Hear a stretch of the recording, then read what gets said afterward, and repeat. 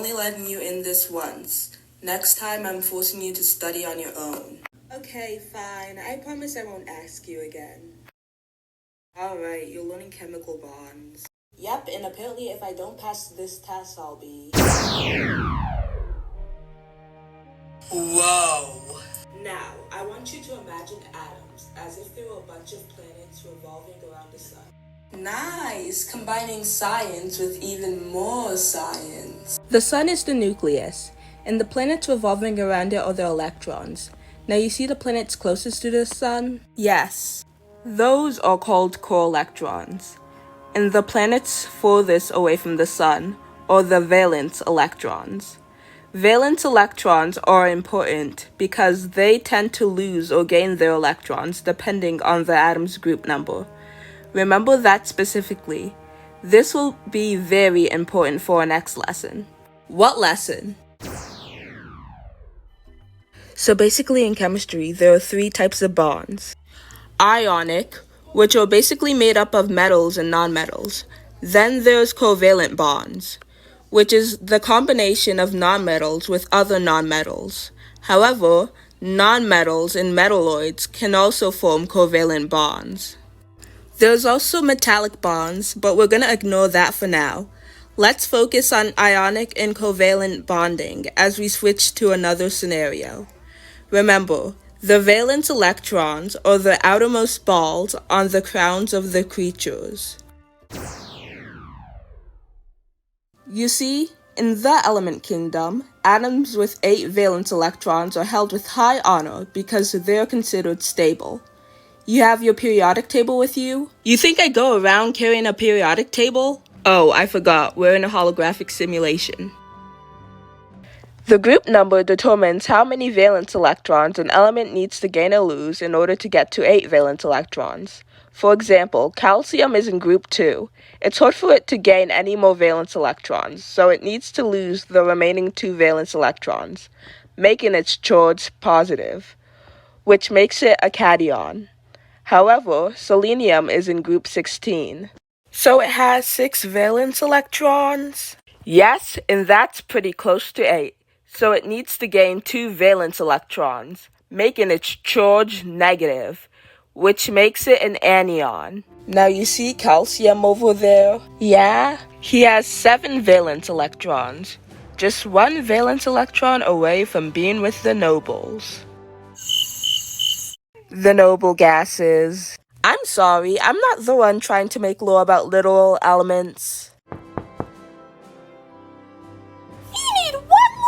Electron in order to enter. Come on, helium. You could just round 7 valence electrons to 8.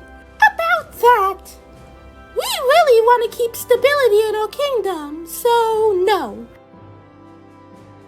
Hey, what's wrong? Didn't have enough valence electrons. Well, I only have 1 valence electron, and I'm not gonna gain any more, so I can lend you one. And thus, the metal cation, sodium, and the nonmetal anion, chlorine, connect and form an ionic bond, sodium chloride. What about covalent bonds? I'll set out a different scenario for that. None of you can enter a castle. Oxygen, come back when you have 2 more electrons. Hydrogen twins, I doubt you'll manage to gain 7 electrons, so enjoy being poor. Well then, we'll package a deal. Dihydrogen Wait, no, that sounds long. I have a better name for this. Water. Ugh, fine. I guess you can technically enter a kingdom since oxygen has 8 valence electrons. There is an unequal distribution of valence electrons because oxygen has more electrons than the hydrogen twins. This makes a polar covalent bond. And even though the hydrogen twins don't have enough valence electrons, they can still enter the castle because they're connected to an atom that has 8 valence electrons. Yup, they found a loophole. What about nonpolar covalent bonds? They're basically 2 nonmetals with the same electronegativity, sharing their valence electrons equally. Even though nonpolar covalent bonds are most common with atoms of the same element, there can be nonpolar covalent bonds between different elements, such as carbon tetrahydride. Carbon tetra what now? 4 hydrogen atoms surround carbon, making carbon tetrahydride, aka methane. Oh! Alright, that's enough scenarios for today.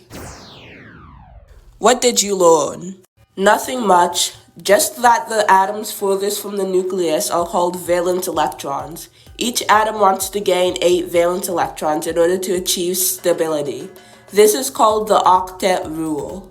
And there are 3 types of chemical bonds: ionic, usually involving a metal cation and a nonmetal anion; covalent bonds, bonds between 2 nonmetals; and metallic bonds. In ionic bonds, the metal cation usually gives their valence electron or electrons to the nonmetal anion, making the 2 atoms both stable. In covalent bonds, however, the 2 nonmetals connect together.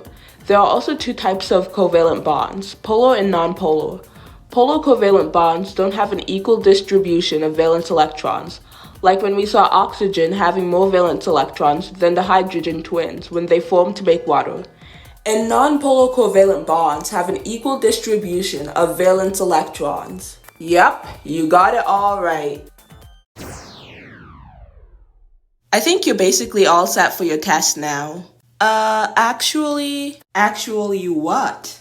My test is in 3 weeks. 3 weeks? You made me waste my precious time I could be using making new discoveries by helping you study for a test you're taking in 3 weeks? Well, what did you expect? You banned me from this room last week. I needed some excuse to go inside. Knowledge is power?